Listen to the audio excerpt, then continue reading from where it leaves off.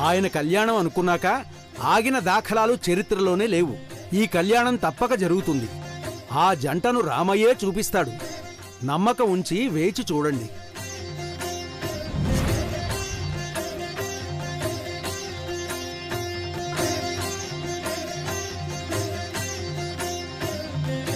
ఓం సహస్రశీర్ష పురుషః సహస్రాక్ష సహస్రపాత్.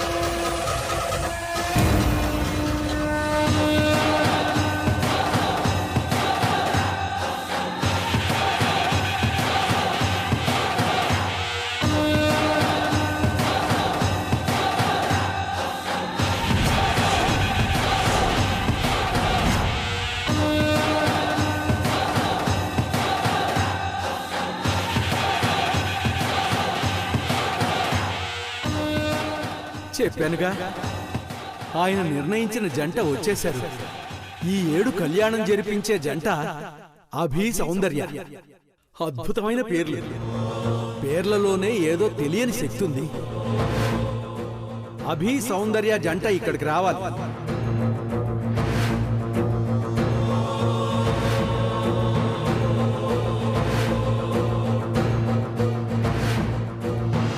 ఎవరూ లేరా?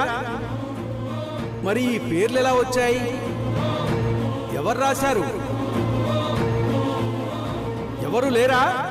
అదేంటి స్వామి, జంట లేకుండా పేర్లు ఎలా వచ్చాయి? ఎక్కడో ఏదో పొరపాటు జరిగినట్టుంది. రామయ్య దగ్గర పొరపాటు.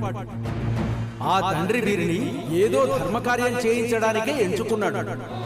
ఆయనే ఆ సమయానికి ఆ జంటని ఇక్కడికి రప్పిస్తాడు. రామయ్య మీద భారం వేసి మనం ఈ క్రతువు ప్రారంభిద్దాం.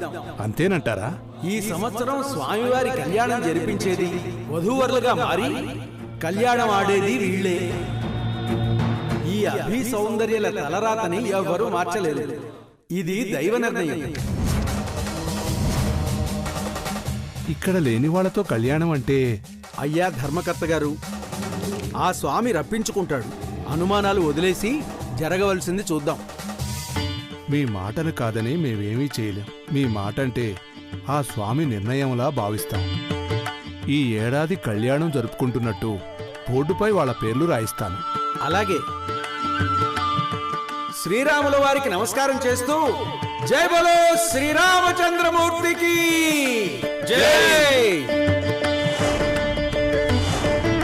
జై శ్రీరామ్. జై శ్రీరామ్. జై శ్రీరామ్. జై శ్రీరామ్. జై శ్రీరామ్. నా మనసుకు మళ్లీ రామయ్యతో సీతమ్మకు కళ్యాణం జరిపిస్తున్నాననే భావన కలుగుతోంది. మీ భావం అర్థం కాలేదు పూజారి గారు. ఈ పేర్లు చదువుతున్నప్పుడు కలిగిన భావం ఆ జంట ఈ జంట ప్రతిరూపాలని అనిపిస్తుంది.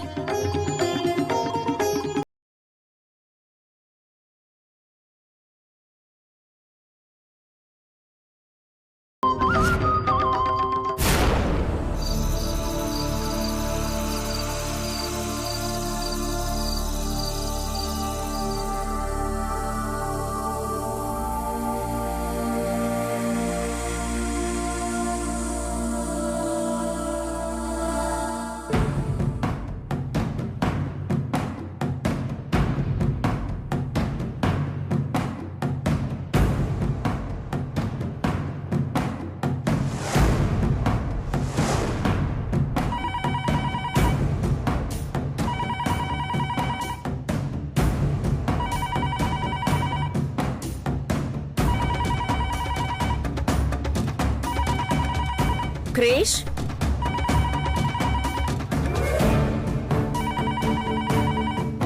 నానా క్రిష్! క్రిష్! క్రిష్!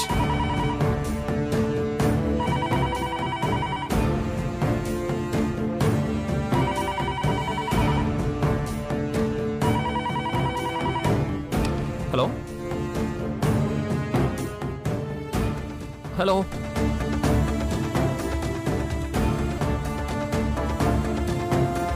ఆంటీకి వేకప్ కాల్ చేద్దామనుకుంటే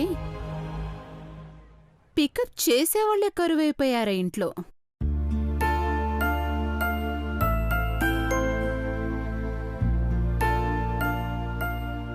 గ్రానీ, ఇన్నాళ్ళు ఈ ఫోను ప్రాపర్టీలో ఉందనుకున్నాను.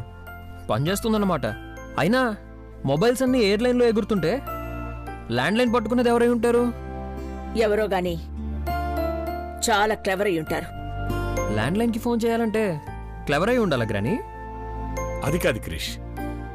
గ్రానీ అన్న దాంట్లో అర్థం ఏంటంటే, నాకో తనకో ఫోన్ చేయాలంటే మొబైల్ నంబర్ ఎలాగో దొరుకుతుంది, కానీ ల్యాండ్లైన్కి చెయ్యాలన్న ఆలోచన వచ్చింది చూడు, అందుకని మెచ్చుకుంటాను. అన్నీ అప్డేట్ అవుతున్నాయి గ్రానీ. దీన్ని కూడా చేస్తే బాగుండేది. అది ఇప్పటిది కాదు నాన్న. మీ పెద్దనాన్న వాడిన ఫోన్ సెంటిమెంట్గా అలా ఉంచాను. కొత్తదొస్తుంది కదా అని పాత వాటిని వదిలేయకూడదు. ఇప్పుడు చూసావా, ఎవరో మనకి తెలిసిన పాత మిత్రులయ్యుంటారు. చాలా పాతదైపోయింది గ్రానీ. జ్ఞాపకాలు పాతవైనా తలుచుకున్నప్పుడు చాలా కొత్తగా ఉంటాయి క్రిష్.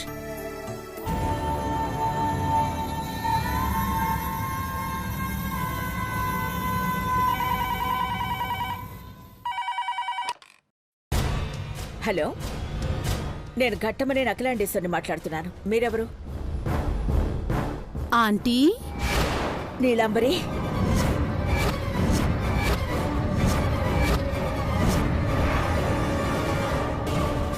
ఆంటీ, నన్ను మర్చిపోయారనుకున్నాను. నా వాయిస్ కూడా గుర్తుందన్నమాట. ఎలా ఉన్నారా ఆంటీ? ఎలా ఉన్నారు అని అడుగుతున్నావు అంటే, నేను ఎలా ఉండాలో అని నువ్వు ముందే స్కెచ్ వేసుకున్నావా? అయిన వాళ్ళు దూరమైతే ఆ బాధ ఎలా ఉంటుందో తెలియాలి అనుకున్నావు కదా.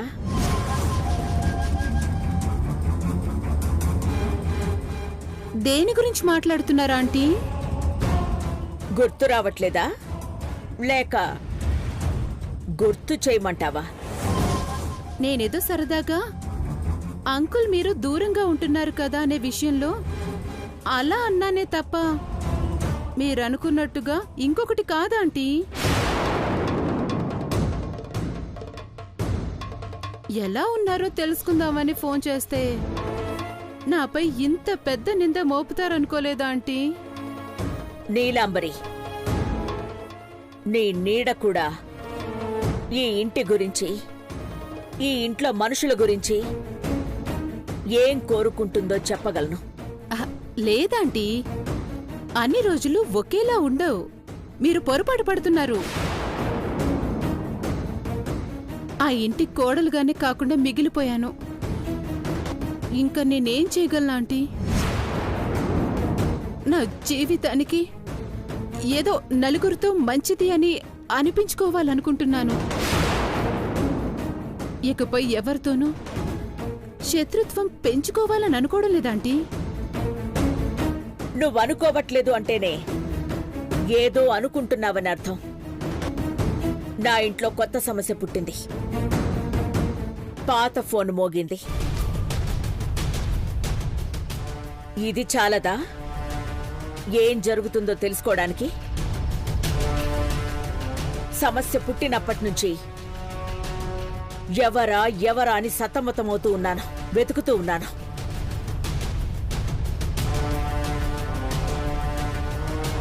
వెతకపోయిన తీగ కాలికి తగిలినట్టుగా నువ్వే ఫోన్ చేశావు. ఏదో ఒకరోజు ఎదురు పడకపోతావా? నా సమస్యలకి సమాధానమేంటో నీ నోటి నుంచి నువ్వే చెప్పకపోతావా?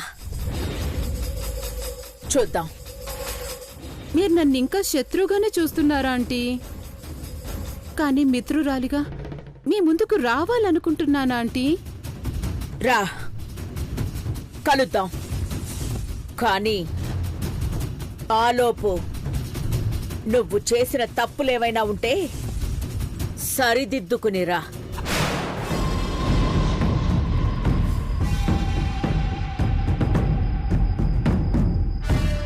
వస్తా. నేను అనుకున్నది సాధిస్తా. ఎవరు గ్రాని? గుర్తు పెట్టుకోవాల్సిన మనిషి కాదు, కానీ గుర్తు పెట్టుకునేలా చేసింది. గతంలో తను చేసిన చేదు జ్ఞాపకాలు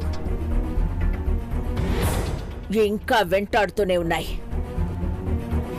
ఏమంటుంది అఖిల? తనకే సంబంధం లేదు అంటోంది. ఒక్కసారి మోసపోతే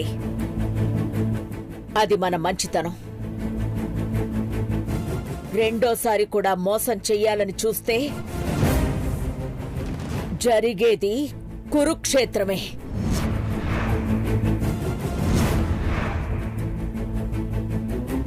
రానివ్వండి. వస్తుందట, కలుస్తుందట. మంచిదాన్లా ఉండడానికి ప్రయత్నిస్తుందట. ఏది ఏమైతేనే ఎక్కడుందో అనుకుంటున్న మనిషి ఇప్పుడు ఎదురు పడతాను అంటోంది. పడని. అభి జీవితంలో ఉన్న ఆ చీకటి ఎపిసోడ్లో నీలాంబరితోనే వెలుగు నింపుదాం, వెలుగులోకి తెప్పిద్దాం. నీలాంబరి, ఇక బరిలోకి దిగుదాం. రా.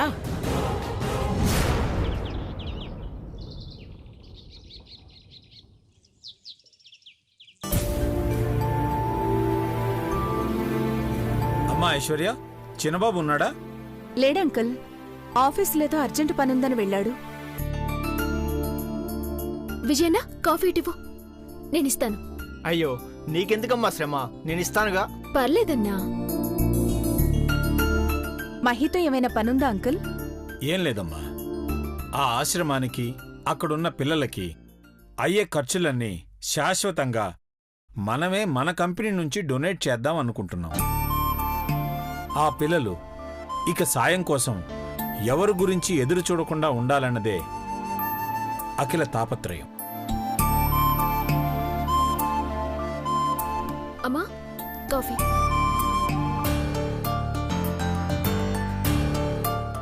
అమ్మగారు, ఈరోజు భోజనంలోకి అన్నా, ఈరోజు వంట నేనే చేస్తా. అయ్యగారికి ఏదిష్టమో మా అయ్య చెప్పిండు, నేను రెడీ చేస్తా.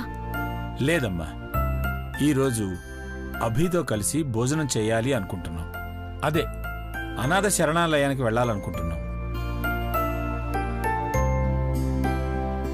అదేంటి బావుగారు, మీరు మీ స్థాయిని తగ్గించుకుని అతనికి దగ్గరవ్వాలని చూస్తున్నా అతను దూరం చేస్తున్నాడు కదా.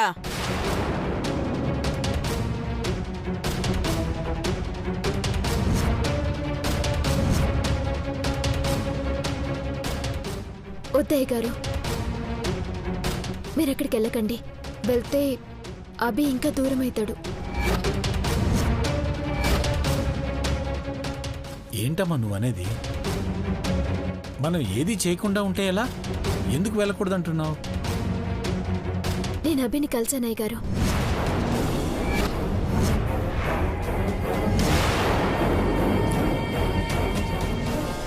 అనుకున్నా. ఏదో ఒక ప్రయత్నం చేస్తేనే కదమ్మా అతనికి మనకి మధ్య దూరం తగ్గేది. నేను అందుకే పోయినాయ్య గారు. అభిని కలిసిన. అభి మనసులో పసితనంలోనే విషయాన్ని నింపిండ్రు. అందువల్ల ఈ ఇంటిపైన ద్వేషం పెంచుకున్నాడు. అదే సౌందర్య, ఇంతలా ద్వేషం పెంచుకునే సంఘటన ఏంటి? ఏంటమ్మాది, నీకు చెప్పాడా? తన స్నేహితుని ప్రాణాలు కాపాడుకోనీకి మీ కాళ్ళ దగ్గరికి వచ్చిండు. మీరు కనికరించకపోవడంతో అతడి స్నేహితుడి ప్రాణాలు పోగొట్టుకున్నాడు. అది అభి జీవితంలో చెరగని గాయంలో ఉండిపోయింది. అభి చెప్పిన దాని ప్రకారం ఆలోచిస్తే దానికి కారణం మీరే ఉండకపోవచ్చు. కానీ ఈ ఇంటికి మీకోసం వచ్చిండు. అందుకే అతనికి కలిగిన బాధ మీ వల్లే అని మాత్రం అనుకుంటున్నాడు.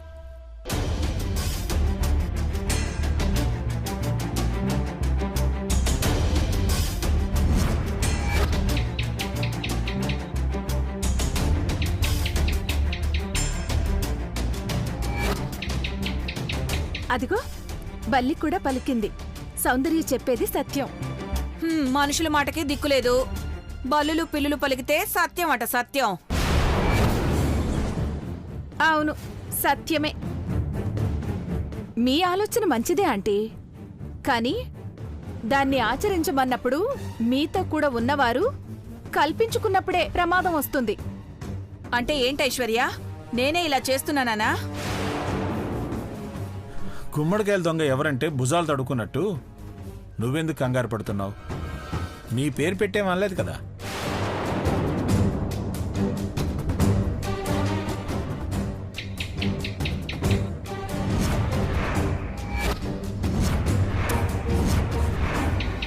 అమ్మ సౌందర్య, బల్లి. అయ్యగారు,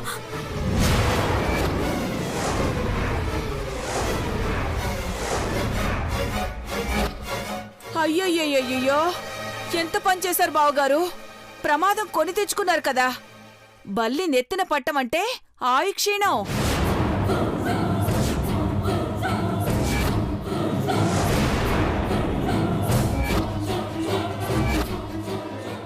నిజమక్క, గౌరీపట్టణ శాస్త్రం ప్రకారం బల్లి నెత్తిన పడితే మరణ భయమే. భవానీ! అయ్యో శివశివా, శాస్త్రంలో ఉన్నది చెప్పాను కాని నా మనసులో ఉన్నది కాదక్కా. నువ్వు చెప్పేది శాస్త్రమో ఉపయోగించేది అస్త్రమో అందరికీ తెలుసాంటీ. అసలు ఆ బల్లి సౌందర్యం మీద పడాల్సింది. మనం చూస్తుండగానే ప్రమాదం అనేది ఒకరి నుంచి ఇంకొకరికి ఎలా వచ్చిందో చూసారా? సౌందర్య వల్ల ఇంకా ఎలాంటి ప్రమాదం రాసుందో. భవానీ, నీ మాటలు కాపు. ఎవండి, జాగ్రత్తగా ఉండండి. నాకేం కాదు అఖిల, రిలాక్స్. అంటే ఈ అపశకునాలను చూస్తుంటే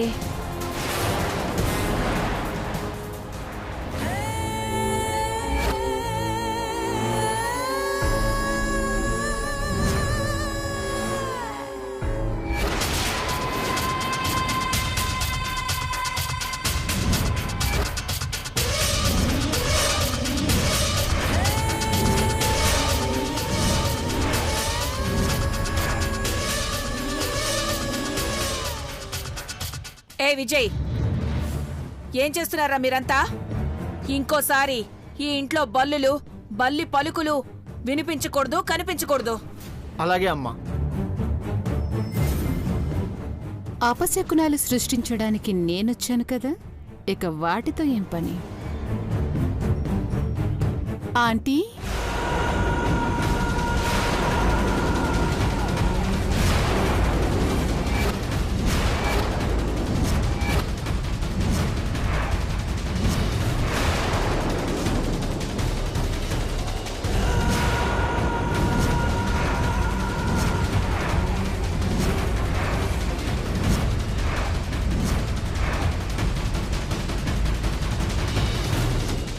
అదిగో 60 కేజీల అపశకునం వచ్చేసింది. లెగ్గు మహిమ.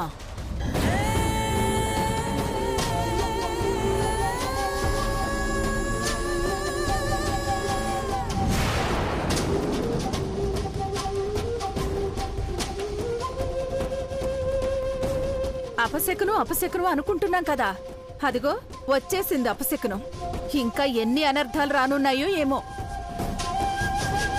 ఐశ్వర్య, బాగున్నావా? ఆంటీ, బాగున్నారా?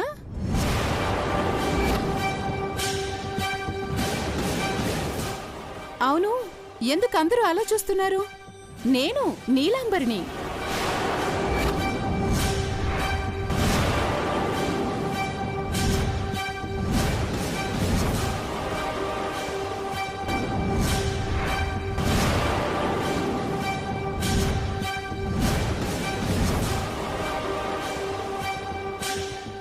అదేదో బాంబుని చూసినట్టు చూస్తున్నారు.